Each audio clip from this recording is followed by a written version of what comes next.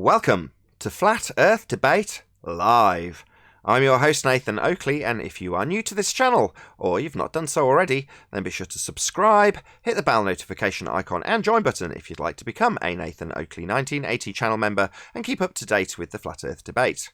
If you'd like to support the channel, there is a super chat that runs alongside each of these shows while they are live. There's also a PayPal, Patreon and crypto link in the info box below the video. Most importantly, if you'd like to join the discussion, simply mute the page you are currently watching, then click the link in the info box below this video to join the panel and express your views on the nature of Earth. If you do join, please don't swear. If you do, you'll be ejected. And if you are, please don't try to rejoin the stream using sock accounts. You'll be warmly welcomed back on the next stream. Please also share the show on social media. Sharing the show obviously increases the live audience, but this in turn increases the chances of a more diverse panel, so please share the show on Facebook and Twitter. One last time, if you're new to the channel or you've not done so already, then be sure to subscribe, hit the bell notification icon and join button to keep up to date with the Flat Earth Debate. Now we are joined by Neil, Flatsoid, Paul, Arwin and a whole bunch of people in Discord, so welcome one and all. Woo! Good afternoon, everyone. Wait. Good morning. Good morning. Enthusiastic start. Excellent stuff. Any evidence of a physical geometric sphere edge horizon formerly known as Earth curve?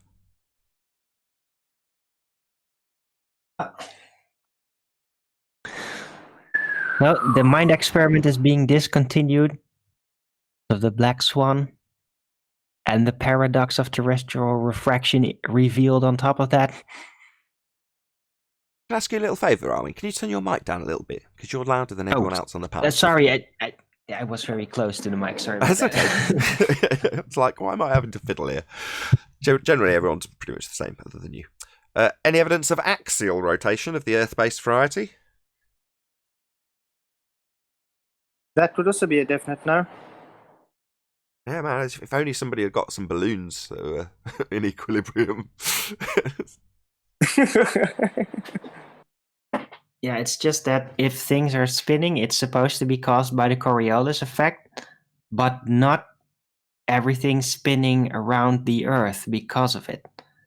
So they've designated the Coriolis effect as like a side effect without the primary initiation, without the primary trigger in order to actually cause it. So they suggest, for example, hurricanes are spinning basically, which would be a side effect of the turbulence of the atmosphere moving separately from the Earth, because the Earth is spinning underneath, but the atmosphere isn't doing that. So how then is supposed to be the Coriolis effect causing the tornadoes as a side effect? So they have this, they've broken their own argument in a stalemate, but they just widen the gap of suspense of disbelief and misunderstanding to keep asserting that. It's bizarre how it works. Special Thursday guest. Hey, Adam! One of my favourite people ever. Special Thursday guest. Hello, Good mate. afternoon, Hey, everyone. Adam. How you doing? How was chilly night, Nathan? It was ace. It was bolognese, but yeah, it was delicious. What age are up there? Well, Arwin's describing how it's nonsense that they attribute this word Coriolis with any association whatsoever to hurricanes. It's ludicrous, but yeah, you're right, Arwin. It's just so silly. So it's a not actual deviation, yet something with an actual spin direction. They say, it's got something to do with Coriolis. It's like, no, things travelling straight and seeming to drift because you're spinning underneath them. That's Coriolis. Nothing to do with winds that have actual spin directions. Coriolis is a not actual deflection. It's just so silly. Do you think they ever studied geography in school? I mean, I learned a hurricane is about high and low pressure systems. It's got nothing to do with the spin of Earth. No, well, it's not. You might be able to attribute that if the Earth was actually spinning. My God, those words spit. Anyway, the point is that it's not Coriolis effect. Coriolis is not actual deflection observed as you turn underneath. So something seeming to move because you're turning underneath. Well, that's not something that's got an actual spin direction. It's like, oh, look at that aeroplane. It looks like it's curving through the air. It's not really. It's travelling straight line, but, you know, we're turning underneath it, so is claimed, on a spinning ball Earth, and because we're turning underneath it, it seems to, not actual, seems to take a curved path. Of course, if that was really true, that assertion that globe Earth claims 15 degrees an hour, then we'd be turning underneath aeroplanes, and the continent that they're travelling to would come to them, shortening the flight times, and that doesn't happen. So that's actual Coriolis claims, things that drift because you're turning underneath them. Yeah, they're still travelling straight, they're not actually drifting, but you're actually supposed to be turning underneath them to have that Coriolis effect. In other words, for us to have it on Earth, we've got to be turning underneath stuff. They don't like that, though, because we don't exhibit any drift on Earth whatsoever. But they don't expect to see that. Like 90% of the world has a different idea and have no idea what the Coriolis effect is. That's the problem. Yeah, it's convoluted and double-speaked in Wikipedia in every entry, some of them coming from the Met Office talking about specifically hurricanes. Sod all to do with Coriolis. But there we go, it's there in the citations. Feel free to dig out the complete double-speak nonsense that is revolving around, excuse the pun, Coriolis effect. We move on. It's just an illusion. It is. But fortunately, we've got Simon Dan to thank that we don't have drift. No drift, Simon Dan says. Excellent. They don't even have 2 reference frames. Reference frames ruined. Thanks, Dan. No drift. Don't Moving worry, on. Sly also says it. I was coming to Sly. Go on. Sly's also on the bandwagon, half with Neil deGrasse and half of Simon, you know. Don't worry, will be my latest video. Hey, Chocolate. Good to have you. Good morning, guys. Yo, What's up, Adam? Hola, What's up, Nate? chocolate. almost full Thursday panel here. Yeah, check out our full What's panelists. up? Nice. Mad. Yo, Hey, chocolate. hey, also Mind Warped. How you doing? Good, how are you? Very well. Good to have you. Thank you. Am I? Just G'day, need g'day. Riley, really, but he's too busy getting too many viewers, isn't he, doing his new crusade? Yeah, he called me this morning with Roxanne.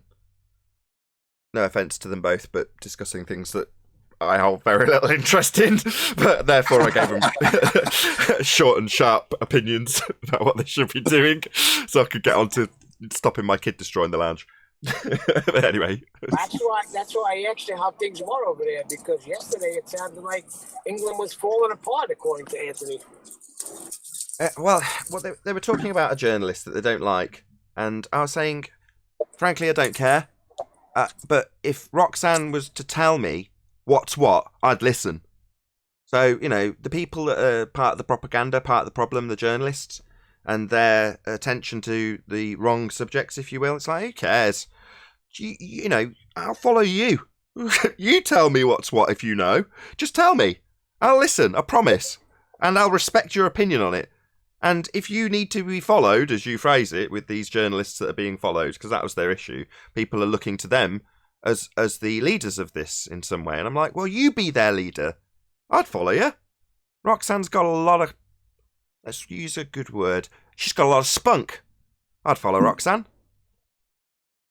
Yeah, This is just... she's a good protest leader, a march leader type. Absolutely. Definitely. She's got a lot of charisma. She's pretty, good looking. That's important in these things. As much as I'm going to get shit for it, I don't care. That's And she's not easily impressed or shocked. Yeah, she's on Very camera important. making her points. People are not only going to pay attention in the first instance. She's already been photographed by the opposing side to propagandise her, and it's like, good. So they're scared of her. Oh, nice. Rub your hands together, Roxanne. They're scared of you. Good. They should be. Anyway, we're off topic. Let's move on. Any evidence? I want to have a clip of Roxanne saying, scaredy cat, scaredy cat. Let's do a proper plug for us. This is Roxanne the Globalist Denier. That's the name of her channel. And she does good work. She's out and about. She's very proactive. You should check her out. You'll love her. I promise. Proper plug for her. So that's Roxanne the Globalist Denier on YouTube. Moving on. Any evidence of the distance of the sun? Shout out to Roxanne. Is that distance to the What's sun? the sun? Yes. You got one. Let's Adam, have that. this is so exciting. What have you got? Not me. I was just checking what we were Clouds discussing. everywhere, I can see it. No. Okay. Adam. Yeah. Dubay asserts that we've got a distance on a flat plane and a size for the sun. Does Yeah, he? he used sextants. Really? He used sextants for What's- yeah. He's been What's- saying it for what's he years. got to This back is not that up? 5 years? Right. He still does that? This is not a dig at Dubay. It's just the most recent person that I've seen making this claim. About 32 miles wide, about 3,000 miles up. So that would be based on assumptions and angles, and the assumption that that is a physical place that you are able to triangulate. I think that's been shown that you can't triangulate. It's in different positions when you measure it from different places, isn't it? Even Yeah, I vaguely remember doing something called Tracking the Sun on a Flat Earth Live. Yes. Yeah. Anyway, But sextants, people, sextants. no, don't just say it. Break down what you mean. Sextants. Oh, what's a sextant? I'm dumb. I don't know what you're talking about, Flatsoid. It assumes angles. No, it measures angles. I mean, I don't know what a sextant is. What are you talking about? Well, it's 10th. There's a good sextant explanation. Yeah, that's a bummer. He's not here today. But can you just break down the assumptions, Adam, and then we'll move on to the molten iron core? Yeah, well, for me, the assumptions are that you can take an angle from one position, take an angle from another, triangulate it to give you an actual physical position based on those angles. And that's how I think it's something you all assume. And as you said back in the day, that was one of the first things that went to be tested, wasn't it? And there was a bit of trans-plane cooperation. And I think it became quite apparent that just wasn't, it wasn't in the same place. It wasn't in a place when we were looking at from different points. It wasn't, you weren't able to put it in the same place. And F.E. Core's done a lot of work on that and kind of showed a toroidal structure to it as well. But so for me, you're assuming that the angle is, you're actually pinpointing something with triangulation by using this technique. That's the biggest assumption. Right. Summarised by Arwin, physical assumption bias. It's a physical thing that's 32 miles across with a whole bunch of assumptions that you can measure it in its physical actual... Go on, Flatsoid, go on. But you'll still be either assuming a distance or assuming a size. You have to have one to be able to assume the other.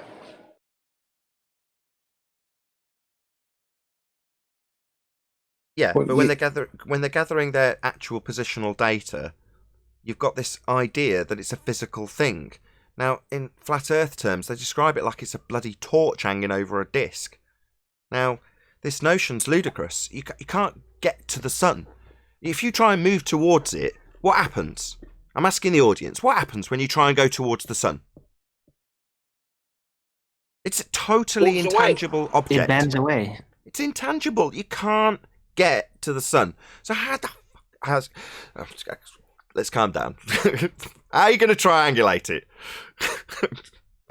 I was just going to say that they don't assume anything. They take the distance and use trigonometry. They take the distance between the 2 points of observation of the angle. So you are measuring it. That's not the fault. You're not assuming a size of the sun or a distance. You're supposedly calculating the center point of the sun. But the assumption isn't that. The assumption is that taking these angles will give you a trigonometric position based on the distance. Yeah, it's not a tangible object to do that with. It's not like a tree where you can then go up afterwards and verify it and touch it and say, oh yeah, my triangulation worked out perfectly, as you'd expect. But then you try and do that with the sun, and what happens when you walk towards it? See, the problem is it's still just angular sizes. It's not actual. No, Adam's explaining with the triangulation that you take the point from the centre. So in that respect, where do they get the 32 miles from? Well, they're going to just assume that, I assume. Yeah, you could be critical there, couldn't you? But there's a level of certainty to that. A measurement between two geographic places, you could not be critical, overly critical there. I think that the fault is, as we said, it's as Owen described, it's that physical assumption bias. Exactly. I don't take issue with necessarily with them giving it a size, although we could. It's more the fact that they're claiming to be able to physically measure something, and it isn't. What the hell is it? How can you measure something physically if you don't even know if it's physical? And when you try and get to it, it moves.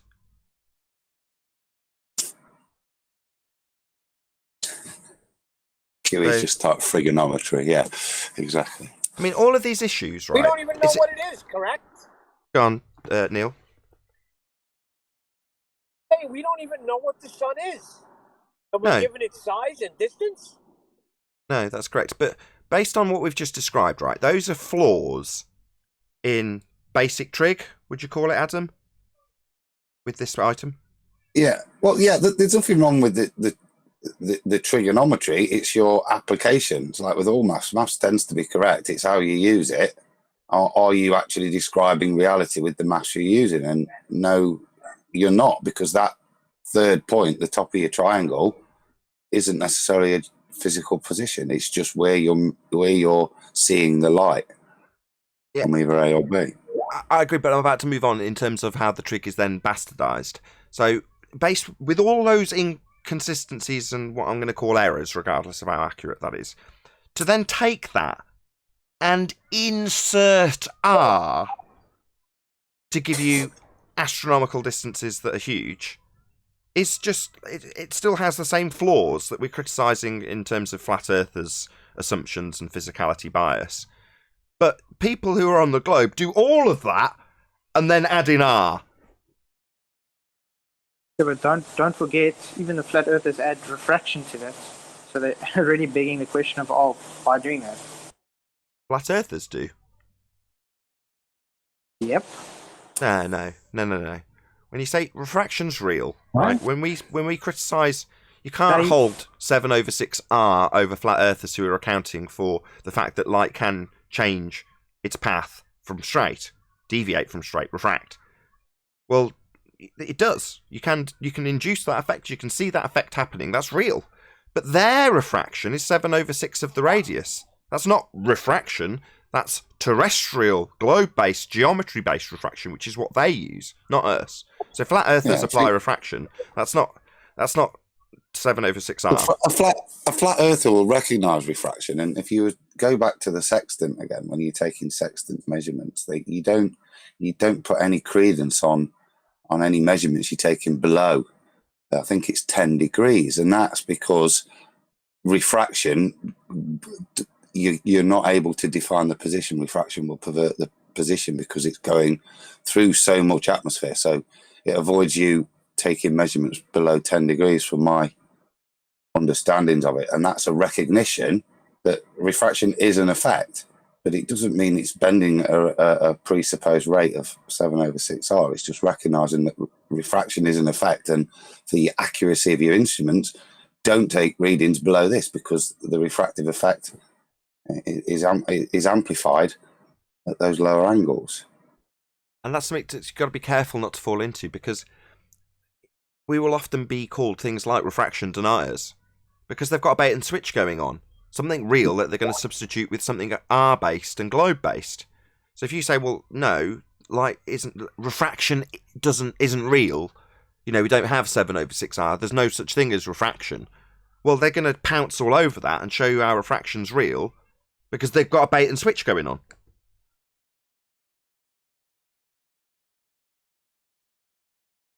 What about R? Any evidence of the R value, Earth radius? No, apparently we got more than one. Black Swan.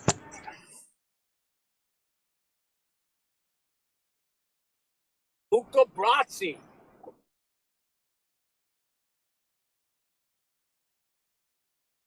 I still want to know what the supposed proof of R is from the Globers now. They haven't got one. Because they say terrestrial refraction, but it's a paradox. So what's next? Nothing. That's it. Didn't you realise? That's it. End of the road for the globe. Game over. Dead. No more model. Left in a paradox. Imploded with a rebuttal that says they can't measure a geometric spheroid horizon formerly known as Earth curve as a tangent point required in geometry because it's bent. Dead globe. Model's dead. Totally untenable. That's it. Nothing they can do. Well, there might still be some maneuvering room left within geometry itself through circumdicular geometry. They've already made the move, Arwin. Refraction. They've made the move, and their move... It's like in a chess game, when you get to checkmate, yeah, there are positions that you could potentially move a piece when you're in checkmate, but it doesn't move you out of check. That's the position. It's checkmate. All right. They move the king Checkmate, left mate. in check from the rook. Move the king back. The queen's got him. So, yeah, they can move, but they're dead every square.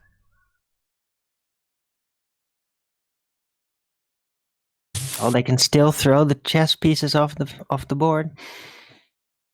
Yeah. Start over again. The two From What's scratch, the like surface level of that board again? It's What's flat. the surface level? Yeah, Ah. exactly. But don't they just do that? Like Rumpus did that yesterday. It, like literally throw the chessboard off the table and then start from square, asserting again, boats go over the horizon. Like It's pigeon this chess, is what man. they do now. Pigeon chess. Yeah, but it's gone beyond that in the argument. They've got a point to the horizon in their geometry, and they assert that it's a physical edge that boats go over. And they're asserting that with geometry, and it needs a tangent. Well, their line to the horizon's bent. That's it. That's the end. The geometric horizon and the refracted horizon appeals one another. Can't have them. Yep. So Rumpus's attempt to get around this Arwin, which was amusing to me because it's been done so many times in the comments, but nevertheless he attempted it, was to describe two circles butted up to one another to say that you can have a curved line meeting a tangent point because he's got a second circle meeting a tangent point on the first circle, therefore curve meeting curve, therefore I can have a curved tangent. That's his argument. Well, the tangent point is a point that a straight line meets both the circles. So I thought it was quite amusing when I was editing it, I was chuckling. Because each time I point out that he still needs a straight line and his line to the horizon is now bent because of the black swan, leaving them without the capability of geometry. Tangent required. Straight line. And they haven't got one. Well, his get out is, I can still have another circle that I can bring in that distracts people to my tangent straight line I haven't got anymore. That was his attempt. That's what they've got. They've got nothing, Arwin. Literally nothing. It's a dead model now. The globe's dead, people. What was his other circle now? Was it Thea crashing in to form That's the moon? what I said it's the I moon. don't know. I said, oh no, we haven't got the moon butted up to Earth to give us a second tangential point that could be curved next to the curved Earth that you assume geometry with a tangent point that needs a straight line to it that's now curved. No justification for that. It's just the end of their globe geometry. I'm not kidding, audience. The globe is now officially dead. Checkmate. They can't move anywhere. So would the only thing left to prove what Rumpus was trying to prove be that a sphere moon would touch down upon the Earth and then they could measure the curve? But a tangent's still a tangent. So they assumed the ground beneath your feet is curved with this word tangent. What that means is when they look out at their horizon, like on screen now, if you call the tree line the horizon, well, you draw a line to it, straight line, that's called a tangent. But as soon as you've done that, the only reason you have a tangent is because obviously you've then weaseled in the assumption that the ground beneath it is curved. So to make their begging the question fallacy a bit more subtle, they assume a tangent. A straight line to the horizon that's a physical blockage for boats and buildings, and therefore they've assumed, without you noticing, that the ground beneath it's curving away, because they've got a tangent point.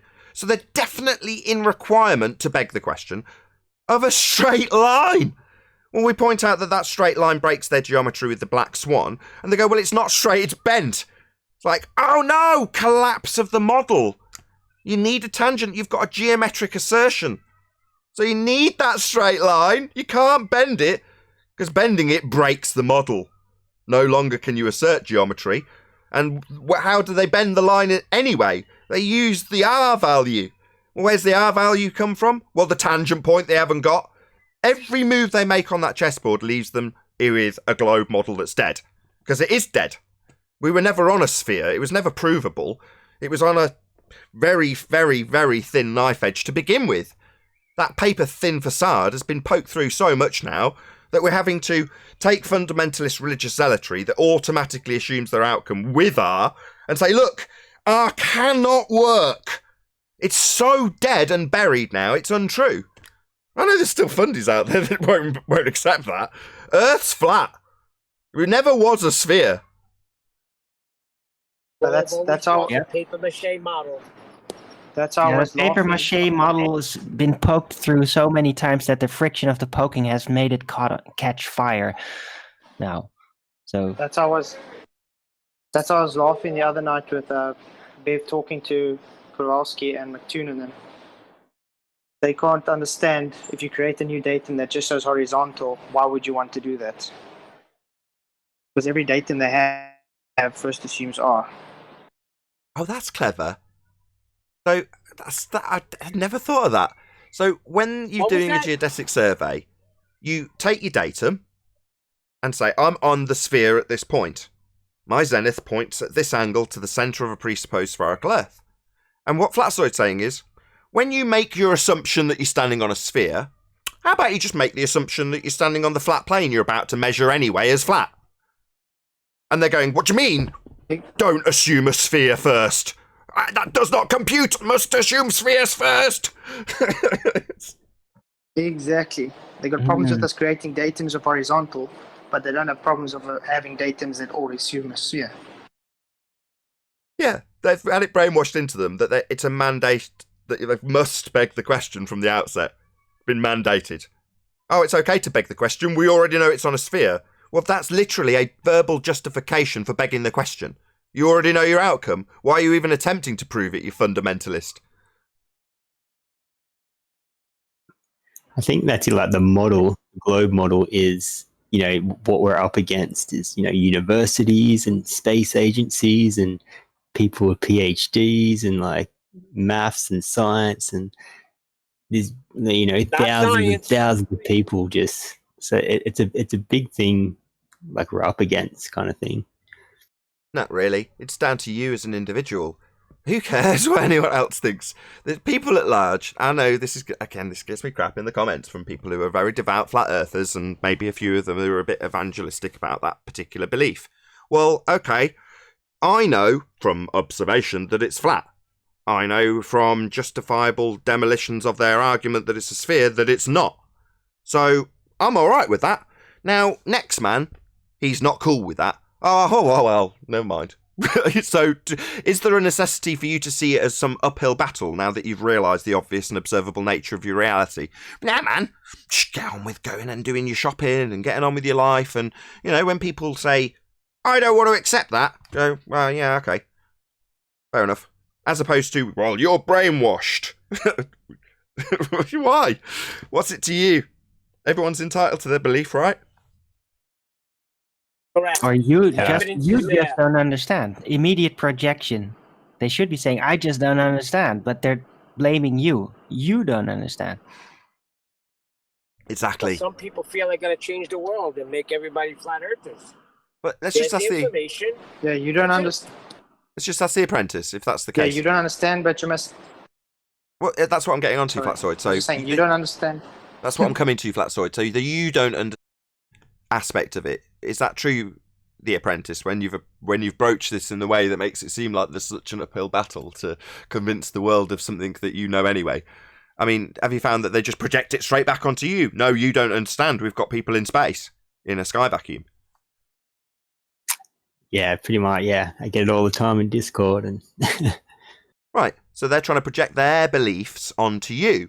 Well, at that point, it's like, well, you've got to ask yourself, do you understand this? By that I mean, do you stand under the obvious and observable nature of reality? Well, sounds like you do. Good for you! Happy days! They want to convert you to their faith. Now, I say, well, no, you shouldn't be doing that. You keep your faith to yourself, my friend. If you want to believe you're on a flying space ball in a vacuum, more power to you, but I'll not try and convert you so long as you don't try and convert me. And they're trying to convert you by way of your lack of comprehension of this model, this philosophy. Okay, just see them as what they are. They're zealots. Now, the normies, they may or may not come across this information. If they come here, they'll know about it, But am I going to go out and proactively preach it? No. Do I respect people who do? Yeah, great, good for you. For you, that's your path and more power to you. For me, not so much. We only have definitely one Spurs could chemo. try and be humble.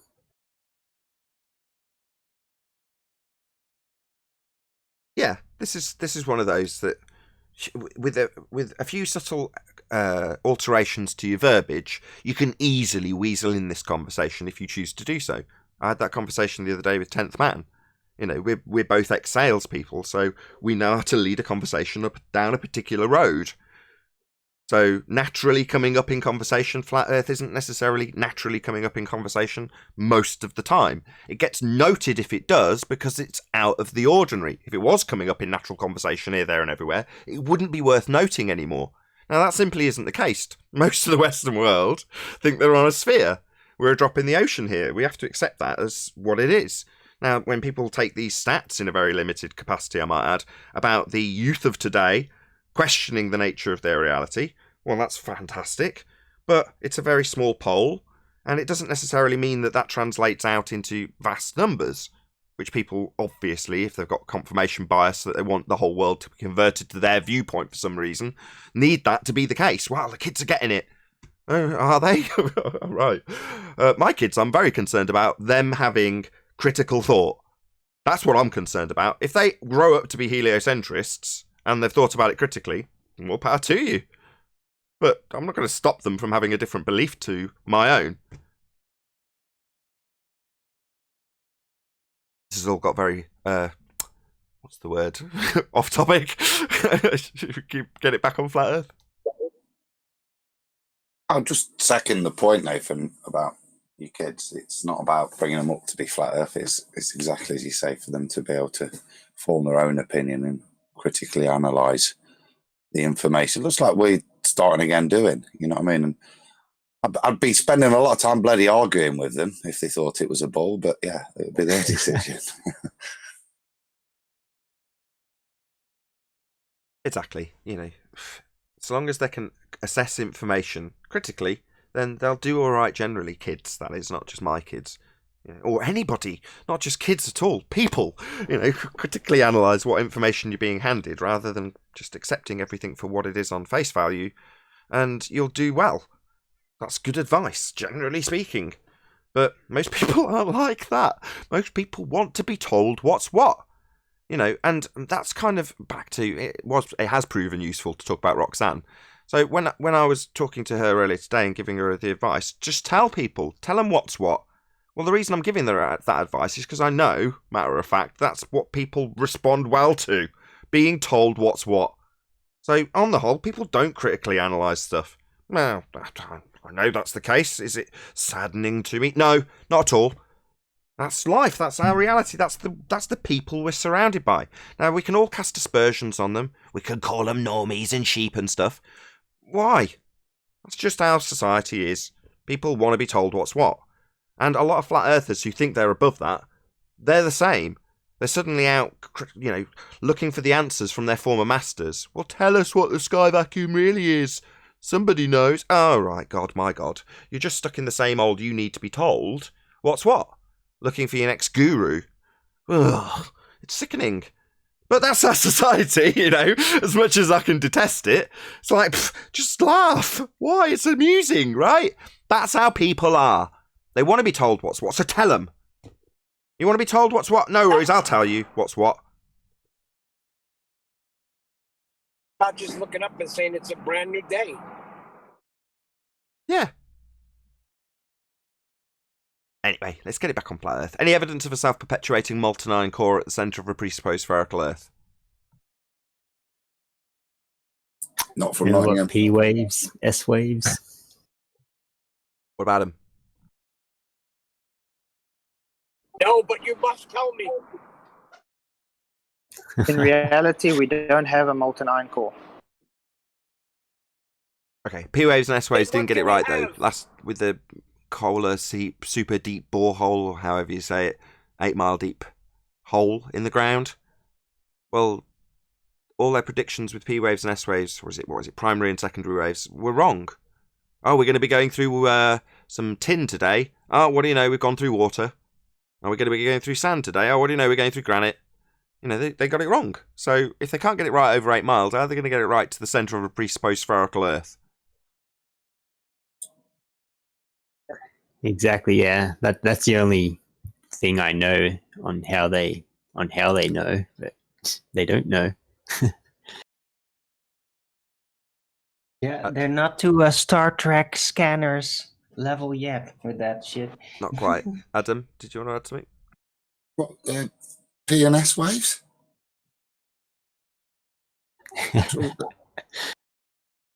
But P and S waves. What P and S waves? But, but P and S waves, that is the only rebuttal you ever get. Oh, sorry. I didn't understand what was going on. What you were doing is again. rinsing and repeating on behalf of a Globe Ed fundie. That comes back to what we were just saying about knowledge and stuff. I mean, you've demonstrated that it's all right believing it, but you've got to go that little bit further and have. For me, flat earthers are good at this, as going that extra yard. And then there's a lot, I think, that do believe, but P and S waves is a good one, as you then exemplified it afterwards. But often we are just throwing P and S waves at us as if that's a definitive statement that's unrebuttable. No, but Adam, what they like doing is saying, you don't understand, and then they want you to explain it to them. I think a lot of us can. Just demonstrated it. It predicted nothing. They should stop throwing P and S waves at us. It's in man to want to know the answer to things.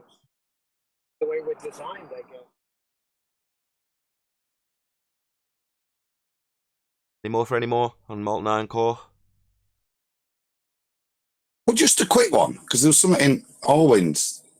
I was coming home today. There was something going on about the borehole, I think. They were on when it got to 8 miles, there was a bit of debate in Orwin's whether it was because the drills wouldn't go any further or whether it was too hot.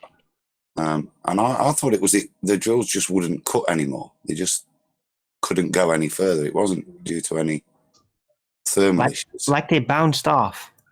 Did you get an answer on that? Or? No. I've seen several different accounts of what actually occurred. Some describe it. I'll just sort out whoever's that. Sir Vagabond NYC. Exactly. Hello? Mic wide open. Oh, apologies. Thank you. Yo, what up, Bagger? Good to have you, by the way. Yo, what up? Who's that? Chocolate? Sky's up. Yes, sir. What's going on, brother? Chilling, brother. Good to hear you. Yeah, good to hear you as well, bro. I'm in the serve in a minute, but I was like having a smoke. Start off the day with a little wake and bake, sitting by the river. I figured I'd crash this channel. I didn't have speaking permission, so I didn't think my mic was on. My bad. What the hell is wake and bake? What's wake and bake? Oh, we just walk around first thing in the morning. Say again. What's wake? You have to try, Nathan. You have to try it one day. Trust me. Wake and bake. Getting baked. You know. Get it? Come on, Nathan. Come You know on, what wake and Nathan. bake it is. Oh, fuck, he's on about. Is it like a It's pop? smoking a joint and watching Oh God. something really gross. Totally a different vibe. I'm thinking about Pop Tarts and things, I was thinking, wait, gets up and bakes a nice cake You for, can see for like a Pop-Tart breakfast. type of That's thing, crazy. No. Not Moving that one. Moving on. I forgot where we're at. Yeah, but Any Nathan, evidence? great show. I've never really spoken to you, Nathan, but a great show, man. I like what you do over here. These sorts of things are just way above my head. I don't know. It's gone totally over my head. there any new housekeeping questions? Like, should we try find a new question to ask? The latest We don't need housekeeping new ones. question is there any single viable hypothesis from any of the fields of astronomy, cosmology, or astrophysics? That was the last one to be added. Ooh, well, that Michael, what's his name? Michael Kakao-Kui or something, says it best that they don't use the scientific method. Michio Kaku. Oh, Michio Kaku. Yeah, scientists don't know what the scientific method is today. Oh, it says like no one in his field uses the scientific method. They don't even know what it is, apparently. You didn't say it with the slip of the tongue that's well rehearsed by Chocolate. Give it to us, Chocolate.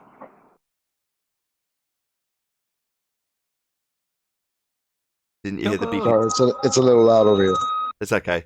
We'll come back to it, but nobody in my field uses the scientific method. Just to Says it's a very tedious process. Yeah, it's guesswork. That's what they use, not the scientific method. That's very long and tedious. Wouldn't you think it would be fair, though, if you get paid for science to actually do science? Outrageous. They just need to be able to make it up and make people think it's empirical. Well, that's the whole question. Are they being paid for science? I don't think so. They're not producing science. Still, they're getting paid, though. So they must be getting paid for something else then. Getting paid to hijack the terminology and vernacular of an empirical method known as science. They use the words that are associated with that method, that is empirical, to lend credence to stories they make up. So they say science, make up a story, and your brain goes, science, proven then. It's just hijacking. They're getting paid for hijacking science. Yeah, because they have equations. Equations prove everything. That's maths. Measuring stuff isn't science. How do equations prove the cause of an effect? They don't. Now shut up and calculate.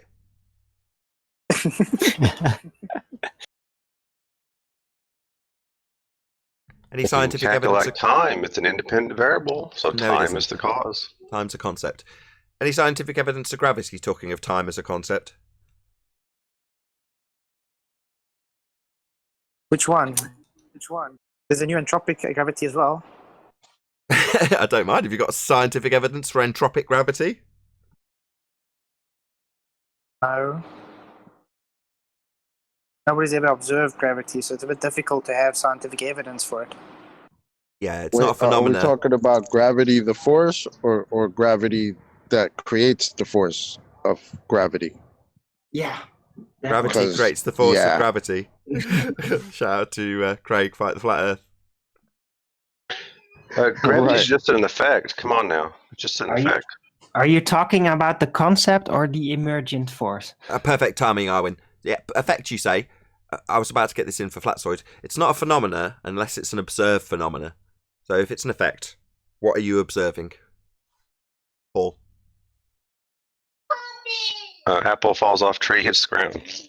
That's a phenomena of apple falling from the tree, though, isn't it? So you want to find the cause of apple falling from a tree?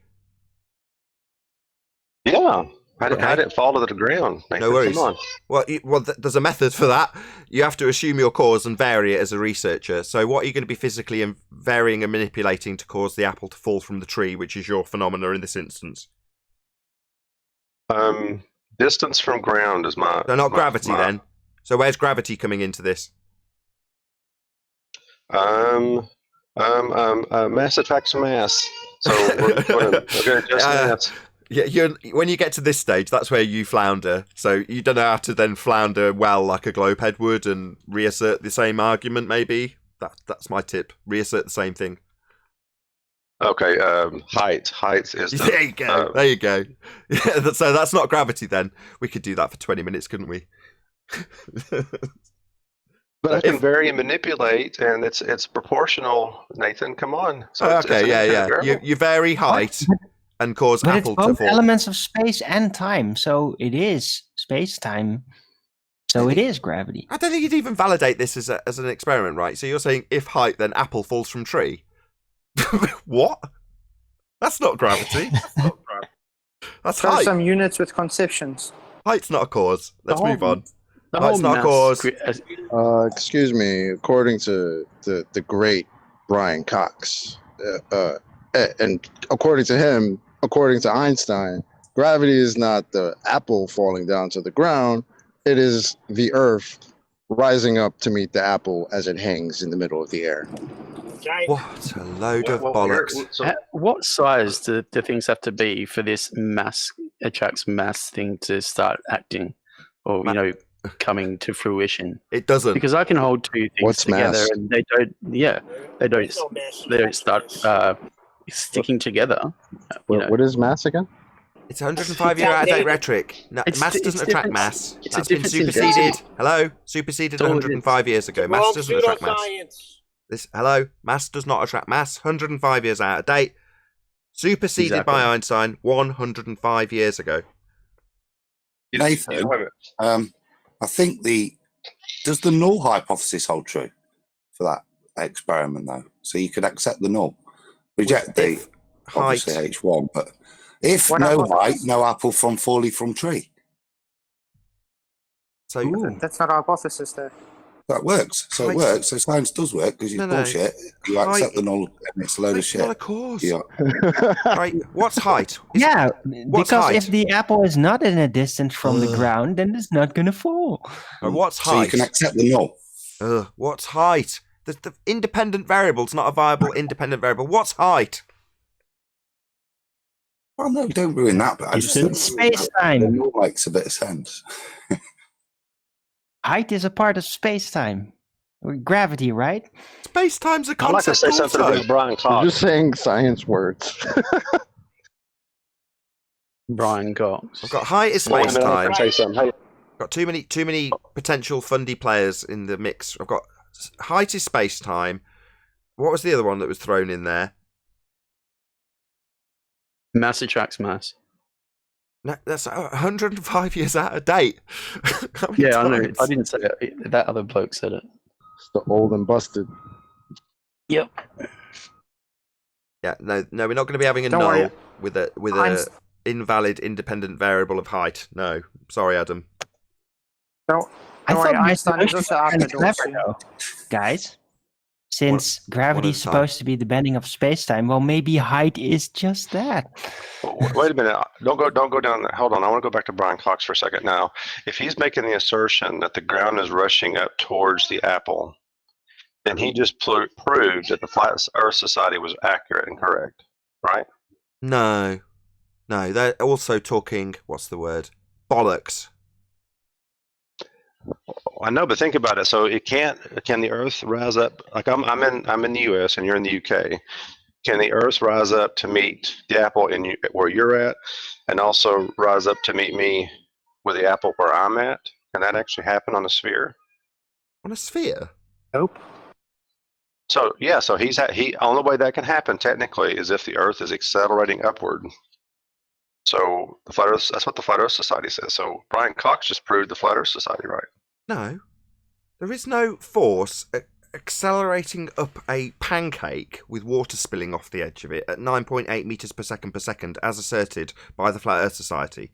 Their pancake flying up at 9.8 meters per second is also in a sky vacuum, coincidentally. Oh, this doesn't stink of controlled opposition at all. What with their gravity and their sky vacuum in the narrative, my God. Yeah, I don't think anyone here subscribes to that. No, it's there for big YouTubers to debunk. That's what it's there for.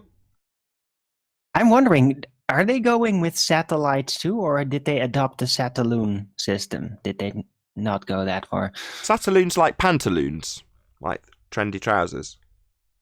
No. Satellite on balloons. Do they believe in satellites going in a circle hovering over the Earth? Or do they address this at all in their conceptions? They assume orbit. Who cares? It's fake. They assume it's been sent up to a sky vacuum and then perpetually falls around a presupposed spherical surface with this word called orbit, which just begs the question for them. It's a really good word. They love it. Whoa. So Damn they think Kepler. satellites orbit the flat Earth? I don't think that All works. hail No. Kepler. We've definitely got balloons, but the satellites are claimed to be in a sky vacuum, so how their trajectory is working with an assumed orbit is irrelevant. They're claimed to be in an area that's not real.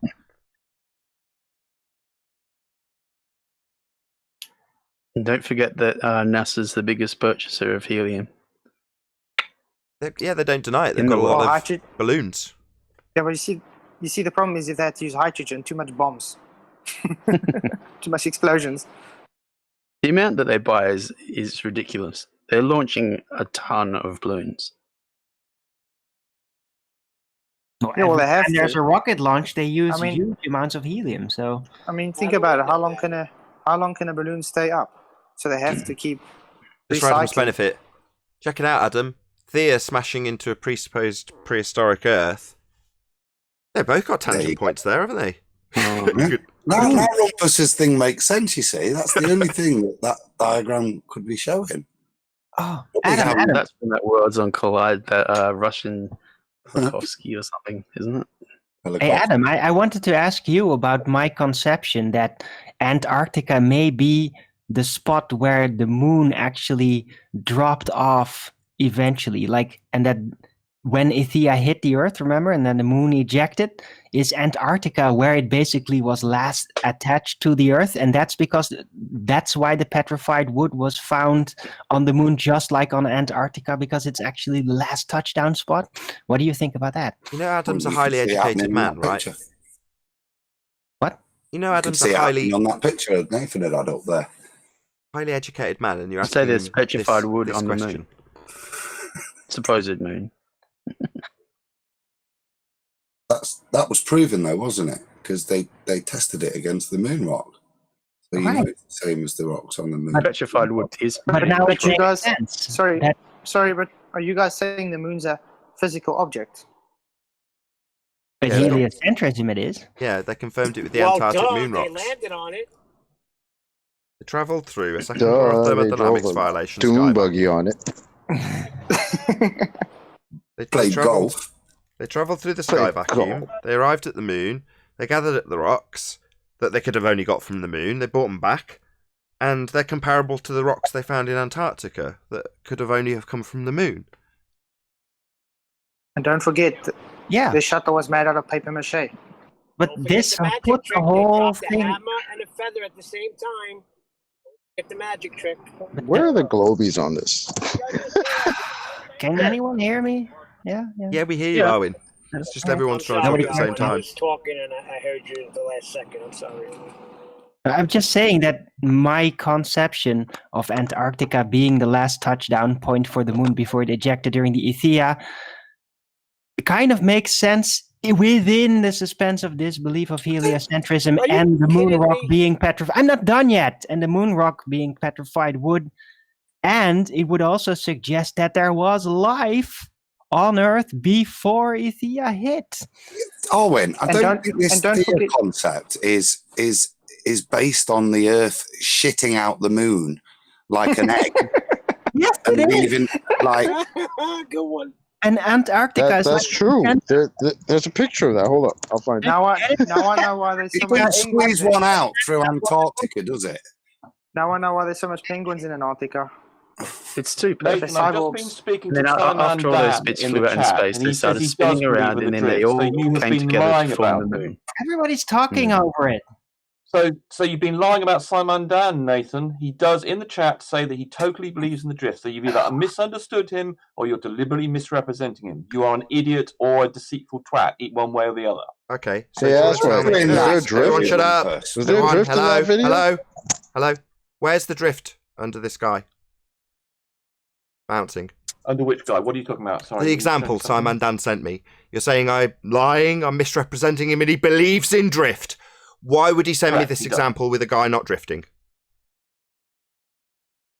Well, because you're... Stutter for me, you total clown! Simon Dan sent me a picture of a man not drifting, yet you say I'm lying and he believes in drift. So why on God's green earth would he send me an image of a man not drifting? That seems stupid. You are misrepresenting him. It's on screen. Well, you want that On one, screen, Rumpus, you for the dumb- audience, Dan believes in drift. Why is he sending me a man not drifting? That makes no My sense. word. This has got, Yeah, but what's answer, this got to Rumpus. do with- This has got nothing to do with the Earth situation. said And it people to being Nathan. honest. It's got You nothing to do with the friggin' Earth situation. Nothing to do with it. So why would he send it me then? He's demonstrating the conservation of linear momentum, as far as I remember. Conservation of linear momentum, your ass. Sorry. And conservation of linear momentum proves what precisely? Well, he was having a discussion about something else. This is nothing. Sorry, I asked what that proves. Sorry, what proves this video? No, He's you said he's showing demonstrating- conservation of momentum, but you're arguing that he believes in drift. And I'm asking, why is he sending me a picture with no drift? And you're saying because he wants to talk about something totally different that's not drift. Demonstrate. The tractor video demonstrates the conservation of linear momentum. And what's that got to do with drift? So he believes in drift. That was your opener. He believes in drift. You are retarded. Hello, Rumpus. Thicko. You've just told me overtly that I'm lying because he believes in drift. Where's the drift, Rumpus? Oh, this is not a drift demonstration. Yeah. Yeah, that's Simon, Dan. Yo, Dan, you're talking about reference frames. And conservation of angular momentum doesn't prove anything because you're supposed to have 15 degrees an hour drift. And Rumpus, for the second time, has come in and said this isn't drift. Yeah, Dan's supposed to be showing 15 degrees an hour drift. An aeroplane takes off a runway that's moving at 1,000 up. miles an hour. You numpty It retains the 1,000 miles an hour. I don't understand and what's this video happening. Come on. demonstrates that principle.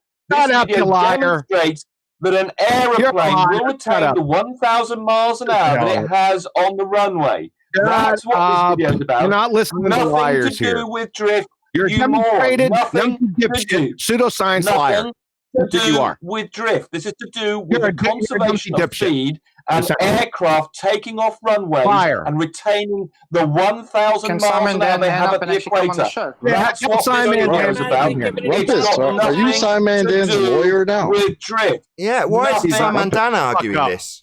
Why are you white knighting for Simon Dan? Why is that coward bitch not here himself? The chat. Why is that coward who you've told us believes in drift, that's your opener, but now you're telling us all about something that has absolutely nothing to do with drift, like a slippery, scummy lawyer? Now, if Simon Dan believes in drift, which was your opener, where's the drift? Not, this is a different argument. Well, conservation of momentum when you assume Earth's turning is a begging the question fallacy. Now, I'd point that out to Dan if it wasn't for the fact that he said in his tweet that me and my reference frames are ruined. So I'd like to know precisely what reference frames Dan's referring to. Oh, I can't. I'm dealing with his slippery lawyer. Because Dan seems to have employed Rumpus to fight his battles for him. Well, Simon Dan, you've tweeted this shite, and apparently, according to your scummy lawyer, you believe in drift. So where's the drift, Dan? You know, second time in a row, you've got your white knight coming here defending you. Obviously, this is a bit of a problem. We want drift. Bob's supposed to have proven 15 degrees an hour, and yet we're being shown no drift and told that we conserve momentum. No 15 degrees an hour drift, then? Where's the drift? I thought the ball left the ground and Earth turned underneath it. That's Neil deGrasse Tyson's claim. Drift. Well, he's not arguing that the ball's conserving momentum now, is he? He's arguing drift. But Simon Dan stands in opposition still, not lying, as Rumpus has come in with his slippery, he's not talking about drift. Yeah, that's our point. Well, let's talk about conservation of angular momentum, which isn't proving Earth spins. Just my way of begging the question. No, sorry, we need drift. I'm told all the time how drift proves Earth spinning. Conservation of linear momentum, that's not Neil deGrasse Tyson says. He says you leave the ground, stuff spins underneath. That's what he says. I can't help what Neil deGrasse Tyson says about the football. You know, I can't help that. Now, I also can't help that while I explain this in detail, just show the audience. So I've got Rumpus flashing away constantly because he doesn't want to listen to any of this. He wants to come in and claim I'm a liar. And then when I point out how I'm not lying, you need 15 degrees an hour drift, and this is not that. Dan's told me all about specifically reference frames. Well, you've got an example that's supposed to prove Earth spins that uses reference frames. 15 degrees an hour drift of items not attached to Earth as it spins underneath. And this doesn't show that. So you telling me he's arguing something else isn't going to fly. You're not Simon Dan, Rumpus. And I know you're not listening to a word. You're flashing away because you're not listening to me. Because it's fundy mute time when your biggest globe is getting teabagged by a flat earther. You need a scummy lawyer to come in and say he's not talking about drift. Yeah, we know. You're not talking about drift, Dan. Second time in a row, Rumpus has come in and confirmed it. And with that, I'm going to say, if you are watching this on either Nathan Oakley 1980 or Nathan Oakley Premiering streams, then stay tuned as there will be an after show to follow. Unfortunately, if you are watching this live, this is where we bid you farewell. Massive thank you to all of you who smashed the super chat, liked, commented, shared, subscribed, and all that good stuff. Be sure to check out nathanoakley.com and the Flat Earth Debate Forum to keep up to date with the community debate. Once again, stay tuned if you're watching on a premiering stream. I've been Nathan Oakley, and I'll see you all in the next video.